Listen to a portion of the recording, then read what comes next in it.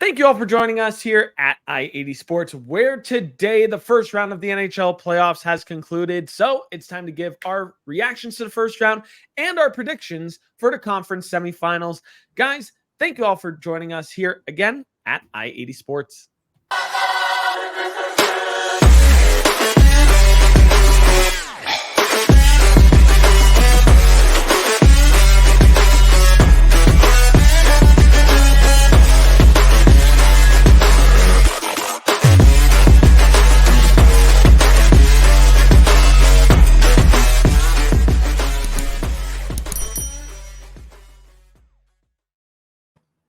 Thank you all for joining us here at I-80 Sports. Make sure you follow us down below on YouTube. Hit the subscribe button, youtube.com/NHL on I-80 Sports. It's a new channel, so you're probably not subscribed to the channel yet, so make sure that you are. If you're currently subscribed to our previous channel, which is the Designated Pundits, make sure that you follow here and make sure that you subscribe here. Hit the bell notifications so that way you know when all of our content goes live. And the great thing is, we're going to be focused hockey content from now on, so no worries about any other content mucking up your inbox as well. And if you're still on Twitter, make sure you follow us down below at I80_sports NHL. And if you follow us already, thank you guys so much for all of your support. I'm Brian. Directions. He's Tom. Tom, how you doing? I'm doing well. And we had a good first round. I'm not going to say it was the best first round I ever watched. I know some people didn't like that it didn't drag out like it did last year. I thought it was better than last year for obvious reasons. But I'll tell you what, right now, for the second round, with the four matchups you have, I don't think you could have asked for much better. I really don't think you could have asked for much better than what you have right now, as opposed to me sitting in the same seat last year, basically saying past round one how much I hated every matchup there was. I don't think you can get much better than this. Yeah, you've got some heavyweight tilts across the board in the conference semifinal. But before we get there, we got to react a little bit to the first round and recap everything that went down there. For a quick recap, totally prepared with this one, guys. I want to make sure I have the games right. Who won in how many games. I don't have it right off the top of the dome. I know I got it right not in front of perfect. Well, that would have been nice to know. Anyway, so in round one in the Eastern Conference quarterfinals, Florida beat Tampa Bay 4-1. Boston upsetting Toronto 4-3. We'll get to that. The New York Rangers completing a clean sweep of the Washington Capitals, and the Carolina Hurricane winning 4-1 to the New York Islanders. On the West Coast side of things, Dallas in a nail biter wins their series 4-3 against the reigning defending Stanley Cup champion Vegas Golden Knights. So no matter what, we're getting a new Stanley Cup champion this year. Next, Colorado Winnipeg. Colorado won 4-1. Vancouver Nashville. Vancouver won 4-2 on Nashville. And on the Edmonton LA Kings side of things, Edmonton won 4-1. I think I've been watching too much wrestling. Yeah. But yeah, first round, a lot of fun. Really good matchups. I know Tom is elated by how his first round matchup went. Gotta say, I watched a lot of that Rangers series and I was very thoroughly impressed by the Rangers. And it pains me as a Devils fan to say that. They've been really impressive. A couple things that kind of jumped out to me to kind of get the conversation going here. Just kind of giving like my brief thoughts on each matchup. Florida is the real deal. They're rough and tough, and they are not going to be a pushover in this playoff. Boston completing the redemption arc for them from last year, being knocked out pretty surprisingly by Florida in the first round last year, upending Toronto 4-3. And I think this is more has to do with the breakdown systematically of the Toronto Maple Leafs. Well, Tom will dive into that a little bit, I know for sure. And there's certainly words that I'm going to say about that in a little bit too. New York, Washington. Yeah, I already said it before. New York is for real and is a true blue threat. Speaking of a threat, Carolina up against New York. Carolina is just offensively deep, and they have a very, very good defense to boot with that. But they might have some flaws in net. We'll get to that in a little bit.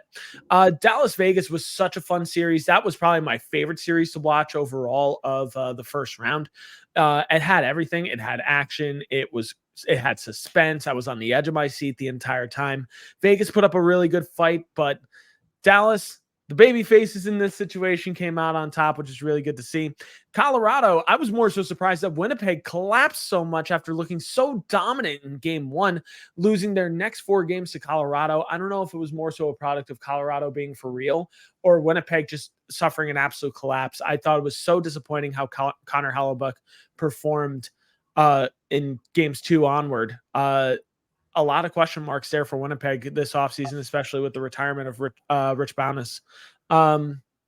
Vancouver taking on Nashville. I thought Vancouver played very nicely, and I think they've got a relatively favorable matchup against the Edmonton Oilers. That's just my opinion. Nashville put up a decent fight.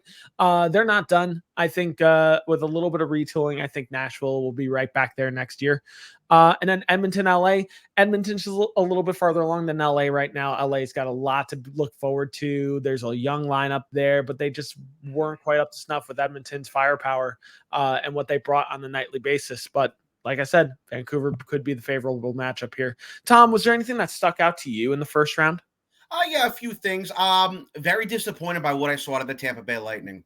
I thought that series would be much closer. I thought Tampa would upset Florida. I'm eating my words on that. I really didn't think Florida was just going to wipe the floor with them like that. I just thought that Steven Stamkos, Braden Point, Nikita Kucherov, and co. would have, been able to turn back the clock one more time. It didn't happen. Florida thoroughly outplayed them in every game. Obviously, Tampa, were able to win game 4 to extend it back into Florida. But no, the Panthers showed they were the real deal. They showed that they were ready to beat Tampa. They showed that they were ready to take the next step. And there'll be a lot of question marks for the Tampa Bay Lightning going into next year. Will Steven Stamkos be back? Their prospect system is as dry as it can be, is as dry as the desert in Arizona. I guess I could have made a dirtier joke, but I'm just not going to do it. There's only really 1 or 2 prospects that I'm even excited for in Tampa Bay right now. That's Isaac Howard. Isaac Howard's probably the only one I'm remotely excited for in Tampa Bay. They really got to start thinking about where they want to go and what they're going to do. Do they want to keep holding on to this? Do they want to turn into another LA Kings, who I'll talk about in a little bit? Do they just want to, or a Pittsburgh Penguins, or what, just, ride out into the sunset with the stars of yesteryear? Or do you maybe want to try to be a Boston Bruins and, start replenishing your depth? It might hurt. It might hurt the next year and the following year. But if you can replenish that depth enough, the Boston Bruins right now are living proof of that, as they had to do that about 10 years ago. Boston and Not Toronto. for nothing. Another team that was very much similar to that was in the mid 2010s.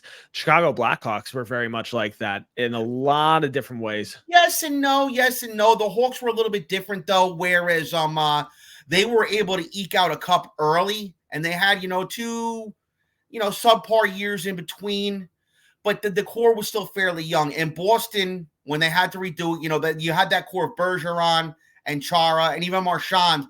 They were not old. They were a little bit older, not old, but a little bit older. And this Tampa team, you still can squeeze some good years out of Point, out of Kucherov, out of Hedman, and out of Vasilevsky. The real question mark is, do you want to keep Steven Stamkos around eating up cap? He's a little bit on the older side now. It's a question. It's something they'll have to look at, something that we can revisit another day. Boston and Toronto, nothing to see here, but I really did think Toronto was going to come into Boston and shock the world Saturday night, and they almost did. It's time for a total retool in Toronto. Maybe not a total retool, but it's time to tweak certain things. Sheldon Keefe was relieved of his duties today. Not to go into a huge discussion on a coaching search. I hear on, I have the XM station in my car. I had a free preview of it, so I take as much advantage as I can to listen to it. Steve Cooley was talking about in the power play today. It's going to be interesting who Toronto looks for as a coach. Craig Berube's name is in the mix, but now they're here, and now they're knocking on the door of the league asking for Joel Quenneville. Mitch Marner, I think, is gone. It's a matter of what they get back for him. Something else we can discuss another day, because we could be here all day if we were going to start talking about that now. We'll move past it. Rangers, sweep. Didn't think it was going to happen. I'll talk about the Rangers real quick. They displayed, the first game, they went in and they won. I wouldn't say it was a blow-up, it was a dominating performance. But they displayed this quiet confidence in games 2 and games 3 and games 4 that we know that we can come in here and we know that we can win. And this was something during the Henrik Lundqvist era they never had. They would go out, they'd win that first playoff game, and then game 2 they'd lose, and then game 3 maybe they'd lose, or game 3 they'd win a nail biter. They lose game 4, and then you're sitting here first round game 7. Oh, you know what? Didn't happen this time. And they're slowly showing that against Carolina right now as well. We'll see where it goes. We'll see where it goes. On to Carolina and the Islanders. It was a 4-1 win. I expected, Carolina to win. I thought it would go 7. But Carolina didn't look like this Stanley Cup contender that a lot of people made them out to be. A lot of those games they had to scratch and claw back. Game 2, if they didn't pull that comeback off, that series would have gone 6, maybe 7. Carolina, cracks might be showing a little bit. We could talk about that in a little while. Dallas and Vegas. Don't you love to see it happen? Vegas, I said during the deadline, haven't we seen this movie before? They bring all these guys in, and look what happens.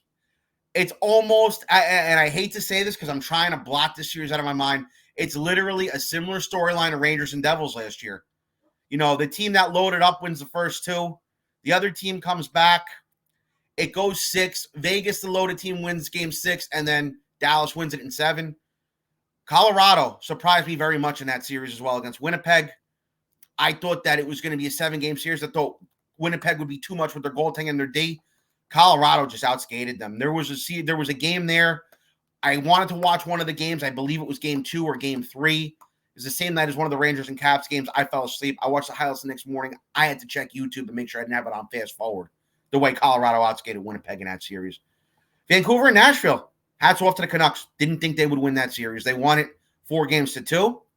And Edmonton and LA, nothing to see here. To be expected. LA is further ahead with Tampa with this thing. Are they okay with just being a team that finishes in 3rd place or wild card every year and makes the playoffs and goes nowhere? Are they okay with being like the Rangers in the 80s? We don't care. We just made it and we don't care. Because that's what I see with the LA Kings right now. And Rob Blake. Your 2 best players are still Anze Kopitar and Drew Doughty. Both on the other side of 30. Both going towards 35. That's not good enough if you want to win. They don't care. In LA, and Kings fans roast me for this, crucify me this, their management does not care about winning. Their management is saying, we won those 2 cups 10 years ago. You got your championships. We don't care anymore. Just make the playoffs. Let us get a nice ROI. I'm sorry. LA, they don't care. They don't care. And that's all I have to say about that. Yeah, a lot of different things that we'll dissect after the playoffs are done here. We're definitely going to talk more about the Tampa Bay Lightning. We're definitely going to talk more about the Toronto Maple Leafs, but we're going to save that for the summertime. Honestly, we've kind of made that determination just because we want to focus on playoffs. And speaking of focus on playoffs, second round's already underway. And if we're looking at the matchups right now in the second round, we've got Florida-Boston, which is tied 1-1 in a heavyweight tilt right now, going just pinball back and forth on this one. You got the New York Rangers versus Carolina Hurricanes. New York is currently up 2-0 on Carolina. Then you have the Dallas Stars and the Colorado Avalanche on the other side starting it off. Colorado is up 1 game already, so 1-0 Colorado at the moment. And on the other side, we've got Vancouver, Edmonton. Vancouver's up 1-0 after a big comeback last night against the Edmonton Oilers. So let's dive right into this in the same order that I just talked about this. So Florida versus Boston. This matchup I could see going any which way. I think this is a really, really fun matchup and probably the heavyweight tilt that we've been waiting for. We were kind of hoping for. This is a rematch from last year's round 1, and you know that Boston's coming in looking for revenge. You know Florida's going to be coming in looking to blow off some steam as well after a hard-fought series against Tampa Bay as well. Tom, I want you to give me your thoughts real quick. Who do you think comes out on top in this matchup and why? This is a hard one to dissect, and I'm going to tell you why. It could go, like you said, any number of ways. And it is a little bit strange because it's almost like the roles are reversed. It's almost like when you watch the old Karate Kid movies from the 80s and then you watch Cobra Kai. In the 80s, Johnny was rich and Daniel was poor, and now in the present time, Daniel is rich and Johnny's poor. Well, last year, the Boston Bruins were this juggernaut stacked team who was supposed to go all the way to the Stanley Cup, set the league record for wins. You know the story.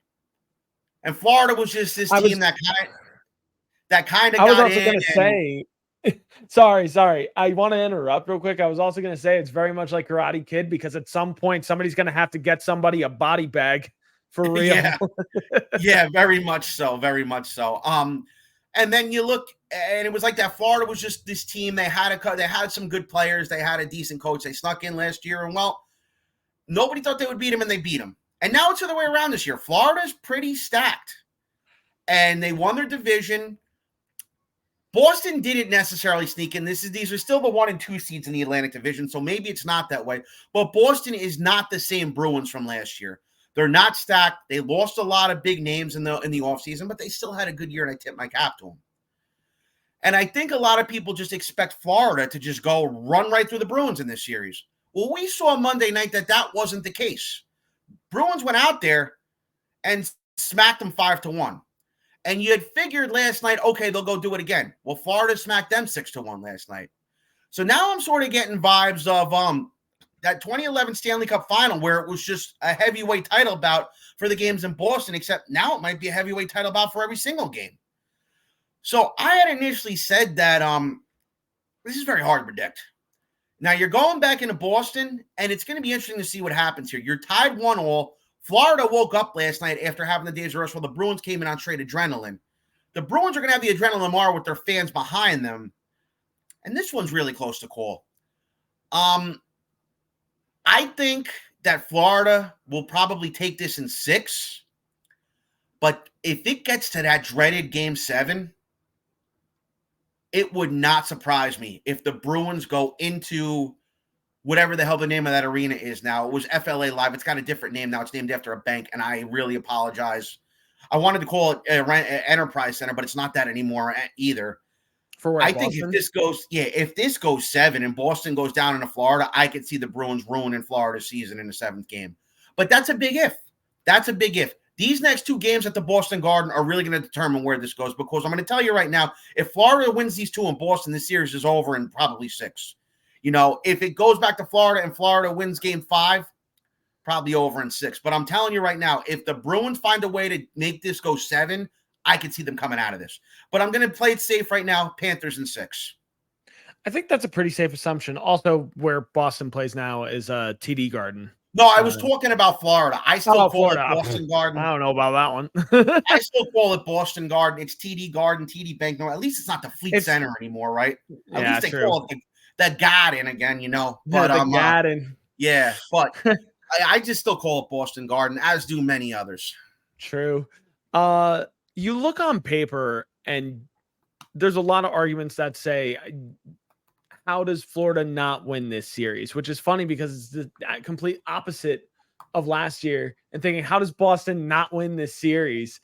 And it's kind of funny the passing of time and thinking about what a difference a year makes in both lineups. Looking up and down to Florida, and I've just dissected this already coming into the first round. So if you want to go back and hear my thoughts on Florida, go watch our previous video and then come back here. But, I look on paper and I don't see how Florida doesn't win this series. But Boston has been playing with a ton of heart recently. And I think that is a lot of what was missing in that lineup in the first round last year. This team playing with heart now. And what is evidence to me of playing with heart is you've got David Pastrnak, who's willing to answer the bell, voluntarily, not prompted, against Matthew Tkachuk last night. And I think that really speaks volumes to how David Pastrnak has evolved as an NHLer. I think if Boston is going to make it out of this round, it needs to be a complete team effort. You can't just rely on the previous round where Brad Marchand pretty much just ate away at Toronto's heads.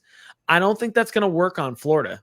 I think Florida is more mentally tough than Toronto was, and I think they're better coached, honestly. I think Paul Maurice has Florida's heads on their swivel, and I don't see Florida succumbing to, shady antics by the Boston Bruins. That being said, I think it could go either which way. I could see a scenario where Boston wins in 7 games. I could see a scenario where Florida wins in 5 games, honestly, especially after last night's performance. I'm going to agree here with Tom, though. I know it's boring. I know it's bland, but just let me go with it. I'm going to say Florida in 6 games as well. I just don't see how Florida doesn't make it back to the conference final. I think their team is too good to fail at the moment, and Bobrovsky has been one of the best goaltenders in the NHL as of recently. So I think he's going to continue that momentum, and we'll see what happens. Moving on to the next matchup here. Tom, I know you got your thoughts here. Carolina Hurricanes versus New York Rangers, and I know I'm going to let you kind of expand quite a bit on this one. So Carolina Hurricanes versus the New York Rangers. Who do you see coming out on top and why? Well, I'm going to try to keep it a little short and sweet, even though I probably really won't be able to do that. I'm not trying to be a homer alert here. I'm really not. But I said it before when we did that trade deadline video on what Carolina brought in. Now, you look at their acquisitions. You look at Evgeny Kuznetsov. He was supposed to be there to solidify this top 6. Well, answer me this. Where is Kuznetsov playing? First of all, he didn't even play the other night in game 2. Now he's playing on line 4. So you basically went out of your way, and I know it was an easy deal to make for a guy who just wanted out of Washington, but you brought this guy in to play on line 4 and sometimes not play at all? Well, that doesn't make a lot of sense. On top of all of that, the Canes are doing something that I always would harp on when we would talk about the Oilers, when we would talk about the Lightning. They're jamming their 3 best players on a one line. You have your top line of Jake Getzel, Sebastian Aho, and Andrei Svechnikov. That's not good. Now, okay, you line that up with the Rangers' first line. Kreider, Zibanejad, and Roslovic. Roslovic's got the speed, but I'll give Svechnikov the nod and who's a better player. Aho, before these first 2 games, only had 3 points. Zibanejad has been on fire so far these playoffs. And then you have Getzel and Kreider. I'd say they're just about equal. But then you drop down to line 2. Your second line is Teuvo Teravainen and Jordan Staal and Seth Jarvis. Call me a homer alert. Say what you will. Say there's bias. That line is not better than Artemi Panarin, Vincent Trocheck, and Alexei Lafreniere, and that was proven the other night in game 2. Panarin has not been a world beater, but he has not been bad. Panarin, maybe he's not playing to the way he did in the regular season, but the guy has not been a ghost either. He's scoring some goals. He scored in game 1, scored in game 4 against the Caps. He's had his moments. Has he been the best player? No, Zibanejad's been their best player so far. He's been their best player so far. So you go to lines 3 and 4. Martinook, Drury, and Nietzsche. And until tonight, the Rangers' third line was Cooley, Wenberg, and Kakko. That is not the case anymore as of 2 minutes ago. Philip Hedl is back in the lineup tonight playing the left wing on the 4th line. Whoa. That's a big surprise. So Will Cooley drops down to line 3. With Jesperi Kotkaniemi. So Cooley drops down to line 4, and he'll play with Barclay Goodrow and Jimmy Vesey. Now, you would say Kuznetsov is better than Goodrow to the naked eye. Yes. Kuznetsov was scratched last game. Nason and Vesey, okay. Jesperi Kotkaniemi was the guy they brought in to replace Vincent Trocheck, and that has been one of the worst decisions the Canes have made. The Canes are being crucified for that. And now you have Cooley on that on left wing on that 4th line. Now, Matt Rempe's out of the lineup. I like Matt Rempe. I am not a worshiper of Matt Rempe. I like the guy. But when you're getting to this team who has the last line change, I'm sorry, you got to take him out. You can't have a guy who plays 5 minutes a game going into Carolina. It's just not going to work. You go on the D pairs. Rangers' first D pair is better than Canes' first D pair. You look at the other ones, Shea and D'Angelo. Okay, maybe that's equal to Schneider and Miller. And then their third pair, Orlov and Chatfield. Maybe that's a little bit better than Trouba and Gustafsson.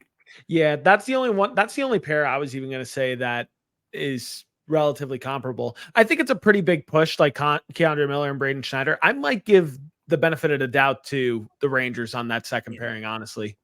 Yeah, so I don't want to go into too in depth. And now you look at the goalies. Anderson's riding a pine tonight. Kochekov's back in. You look down at the other end. Igor Shesterkin has been nothing short of amazing so far. So, Locked in. okay. You can argue lines 3 and 4 between the Rangers and the Canes. Um, uh, Listen, and you can argue line 1. Maybe the Canes' first line's a little bit better than the Rangers' first line on paper. Second line, Rangers are much better. Goaltending, Rangers are much better. Power play, Rangers are far and ahead right now. People say, oh, it's your goaltending and your power play. Well, what do you want them to do? Do you want Igor to sit there and say, okay, well, to quell everybody's thing and make my teammates play better, I'm just going to let in a couple goals on purpose? Yeah, not going to happen. Power play. Oh, we're just not going to score on the power play to satisfy everybody. Sorry, during the Lundqvist years, power play was terrible. Power play is great now. And the power play now is adapting. It's not this stationary thing that it was during the year. A couple of them power play goals they scored the other night were gritty. A couple of the ones they scored in game 1 were gritty. Now, it's not a knock against Carolina, but I've said it before and I'll say it again. They remind me of a hybrid mashup of maybe the San Jose Sharks teams of the mid-2000s and those New Jersey Devils teams between the first and second cup that were trust the system, trust the system, trust the system. Now, my initial prediction was Rangers in 6. I think I'll probably stick to that, but with a caveat here. And the caveat is this. If the Rangers take one of these next 2 games down in Carolina, I think they're going to take care of this in 5. But it depends. We have to see. They haven't played an away game yet. They've changed the lineup a little bit tonight, but so have the Canes. So we'll see what happens. Right now, safe prediction, Rangers in 6. Rangers take these next 2, Rangers in 5. Or Rangers take one of the next 2. They take the next 2, it's over in 4. They take one of the next 2, Rangers in 5.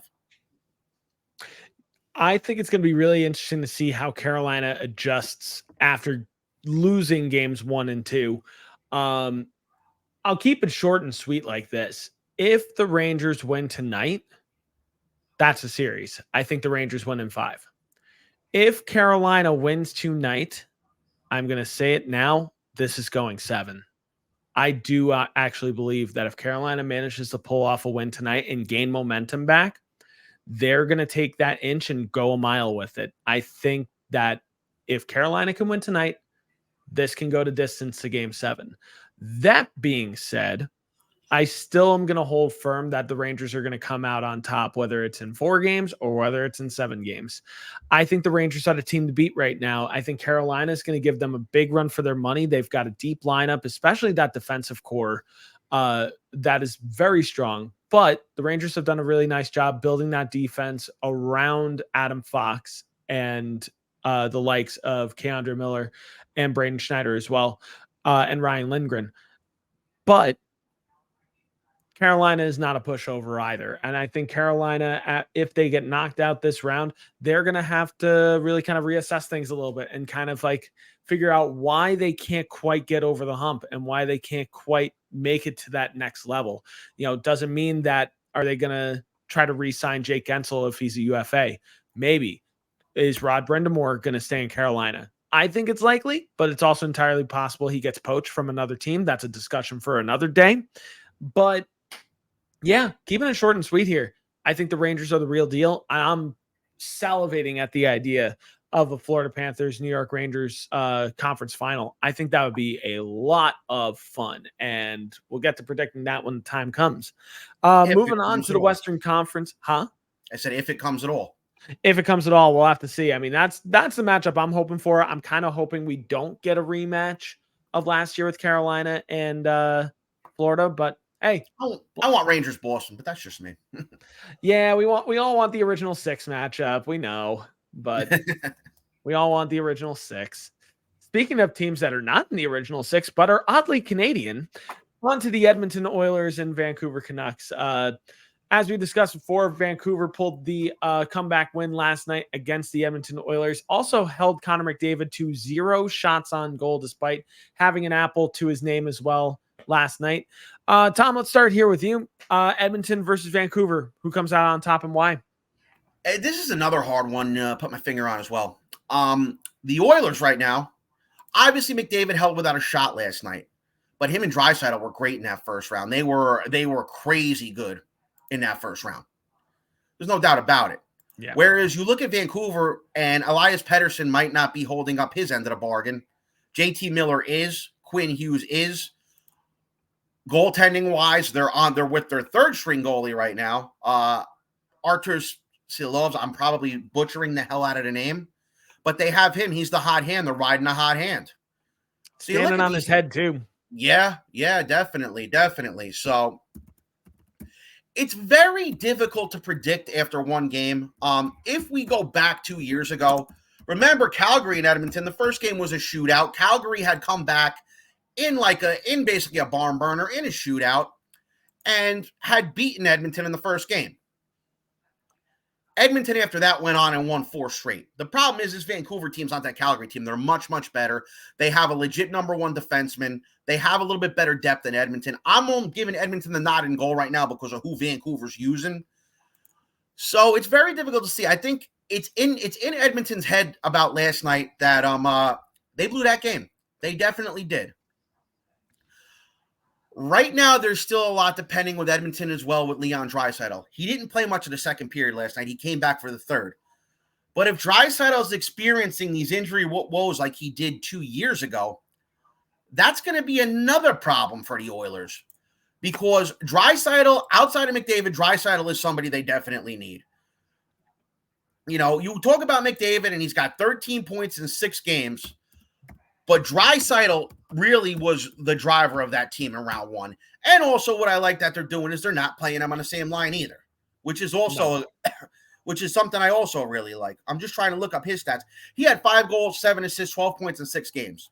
They're also at the point where they don't necessarily need to play them on the same line. They actually have some forward depth. You have Zach Hyman there who had a big year, 50-plus goals. Yeah, getting Matthias Janmark back on that top line as well, I think, has also helped providing a role. Ryan Nugent-Hopkins, Leon Draisaitl, Evander Kane on the second line. That might be the most lethal second line in the playoffs right now.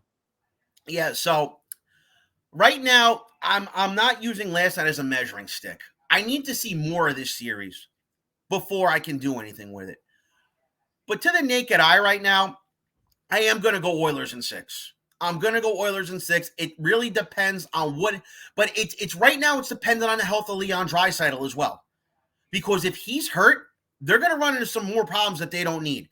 Then it's going to turn into they're going to have to double and triple shift McDavid.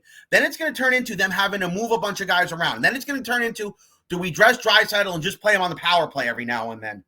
Like they had to a couple years ago. It's going to be very interesting here. But right now, I'm going to go Oilers in 6. It also depends on the health of Thatcher Demko as well with the Canucks. Will he play? Will he not play at all? That's a whole other thing. If Demko comes back, that's going to be a huge boost for the Canucks. But I'm going to play it safe. Oilers in 6 right now. Yeah, to build on top of those factors that you were talking about, Tom, I think the goaltending factor for both teams, I think, are very volatile right now. I mean, I think Vancouver's really chomping at the bit to get Thatcher Demko back in between the pipes. Stuart Skinner is certainly not the best goaltender left over in the playoffs at the moment, but he's certainly doing his best, and he's got a better defense than last year that he has in front of him now. And more experienced defense this year than he had last year as well. I think one X factor for the Edmonton Oilers is if they can get Adam Henrique back for this series as well. Because if Draisaitl is banged up and he has to miss a game here, you got to hope that Adam Henrique can plug back in and take up the time that you're missing from Draisaitl. Because at least Henrique can bring some veteran presence and understands the assignment in the playoffs and what his role needs to be. And he can also play up to the second line with the likes of Ryan Nugent-Hopkins and Evander Kane. It just means that Evander Kane and Ryan Nugent-Hopkins are probably going to need to pick up the slack a little bit more and really need to do more to crash towards the net and really disrupt traffic a little bit more. That being said, if you ask me right now, given the circumstances on both teams and looking at the lineups on both teams, I'm actually going to go with Edmonton here. I'm going to say Edmonton in 7, though. I think this is a matchup that I think can go the distance, given the circumstances, given the injuries, given guys coming in and out of the lineup. I think that this is a matchup that you're going to have momentum swing back and forth each game. So I'm going to say Edmonton in 7 games. I think we're going to see Edmonton in the conference finals. But who are they going to meet? Great question. Let's take a look at Colorado versus Dallas to answer that question. As of right now, the Colorado Avalanche are up 1-0. After Dallas was up 3-0 in game 1, gave it right back to Colorado on home ice, and you hate to see that. It's not a great start for the Dallas Stars. So, Tom, I'll ask you here, last matchup that we're predicting, Colorado versus Dallas. Who moves on here and why? See, this is a difficult one. And Colorado 2 years ago was nothing short of dominant when they won that Stanley Cup. But you had a couple pundits saying, well, they didn't see Vegas, they didn't see Dallas. Dallas was their kryptonite, has been their kryptonite basically throughout history. They blew it to Vegas. I mean, let's forget about Vegas. They're out. I don't want to talk about them. The interesting part is, I guess, for Colorado to legitimize themselves here, we need them. They need to be better against Dallas. And the other night, it looked like Dallas was going to take that game 3-0, and then it just didn't happen. Colorado straight up woke up. But you look up and down the lineup here, and believe it or not, in terms of top end talent, McKinnon and McCarr are eons ahead of anybody else any of these other teams have. When it comes to goaltending, I would give Ottinger the nod over Georgiev. That's a definite yes. You start getting past that there, and when it comes to lines 2, 3, and 4, I got to give the nod to Dallas here. But the fact is that Dallas's second, third, and fourth lines, they haven't been performing up to par. Not even Tyler Seguin. Joe Pavelski, real quick. I want to look at his stats for a quick minute here. He hasn't been good for them. And he's the guy they rely on to score goals. They rely on him to score a lot of goals. Right now, Pavelski, these playoffs, has 1 assist. Another one. Tyler Seguin, real quick. I can't even find him. I'm going to look up his stats real fast. Point being is this. Dallas is relying on Wyatt Johnson and Jason Robertson, and they have every right to, and they should. But the fact is that these depth guys for Dallas were brought in to provide depth. Tyler Seguin, only 3 assists. Jamie Benn has held up his end of the bargain on the veteran end, but Seguin and Pavelski have not. Whereas Colorado's big guys and some of their depth guys are holding up their end of the bargain. The other night, I just figured Dallas up 3-0. They were going to take that game and be up 1-0. Didn't happen. Colorado showed their will and came back, just like they showed their will in that Winnipeg series and came back. This one's really hard to put my finger on. It really is. And as much as I want to say Dallas in 7 because they're going to have the home ice, Dallas is going to need this series to get stretched out. They're going to need to tighten this series up in the next 2 or 3 games. Because I'm going to tell you right now, if Colorado stretches this out and they go up 2-1 or they go up 3-1 early, I don't foresee Dallas coming back from a 3-1 deficit. I just don't see it happening. But if this series is alternate wins or win 2 and lose 2, I can see Dallas winning it. So it's very hard to tell. If this series is short, it's Colorado in 5. If this series is long and Colorado's penchant for not liking to play in long series, I could see Dallas taking it. But it's hard to tell right now because Dallas had the comfortable lead and then they blew it. But Colorado at the same time, when they won that cup 2 years ago, every series was a short series. Sans the St. Louis series that went 6 games, but they were up 3-1 and just blew a game at home. They blew game 5 at home that they probably should have won. So short series, I go with Colorado. Long series, I go with Dallas. If that makes any sense at all.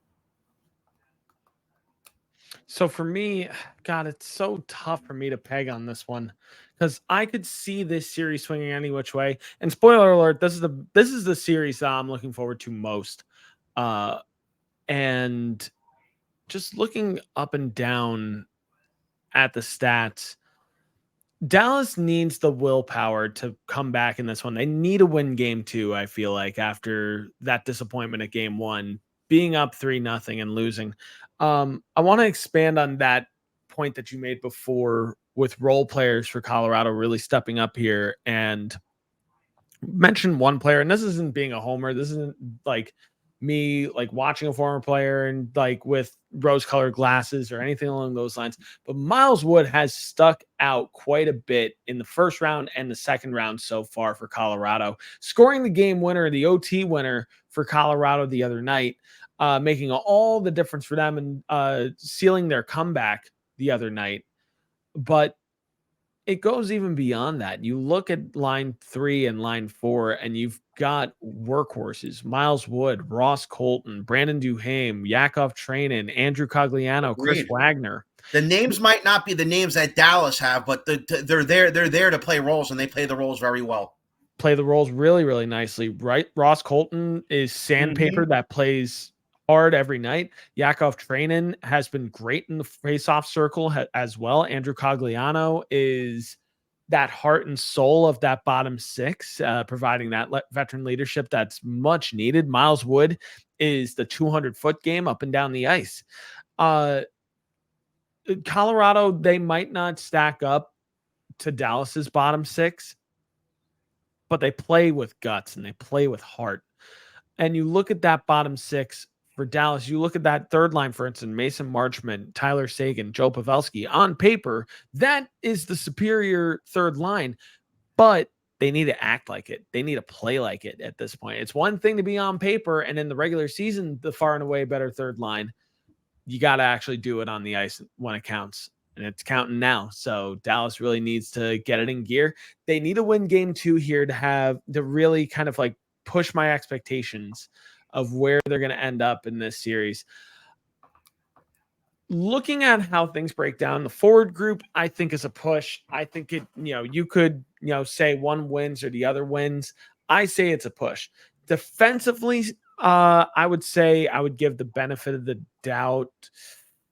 Again, I don't know if I say one or over the other. I would be inclined to say Colorado has the better defenseman overall, but where I feel Colorado has the offensive firepower, I feel like Dallas has the more defensively sound and safer defense. So that's a push in my mind too. You got to look in between the pipes. And in my mind, Dallas still has the better goaltender in Jake Ottinger over Alexander Georgiev at the moment. Alexander Georgiev's game is still volatile at this point. We can't forget he gave up 3 goals in the first period. That cannot be forgotten for Colorado fans. It cannot be forgotten for Dallas fans. Which is true too. But what do we always say about Colorado over the last how many years? They don't need a Vezina Trophy winner in net. They don't need a guy to steal a game in net.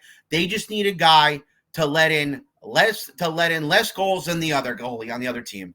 That's always been, in my eyes, the philosophy of goaltending for the Avalanche, which is a far cry from the Patrick Waugh days. That's true. But to my prediction here, I really think it could go either which way, but I'm going to stick with my guns here. I've been predicting since the preseason Dallas to win the Stanley Cup. I'm not going to waver from that now. However, I do think this is a series that will go to distance. I think Dallas is going to have to play another 7-game series back to back. I'm going to say Dallas in 7 here. I think Colorado's really going to push them to the brink more than Vegas did. And I still say Dallas in 7 games. I think we're hopefully going to end up with a Dallas-Edmonton series for the Western Conference Final. That's my prediction right now. But those are my predictions. Those are Tom's predictions. What do you guys think? What is your predictions? We want to hear them down below in the comments section. Make sure you comment down below. Join the conversation. Do you agree? Do you disagree with our takes? Let us know. And make sure you subscribe down below, youtube.com/NHL on I80 Sports. And make sure you follow us on Twitter at I80_sports NHL. And if you follow us already, thank you guys so much because we greatly value all of your support. But until then, we're going to watch the conference semifinals. We'll be back to predict the conference finals and react to all the action that we saw in the semifinals. But until then, I'm Brian. He's Tom. I got the direction right this time. This has been our predictions of the conference semifinals on NHL on I80 Sports.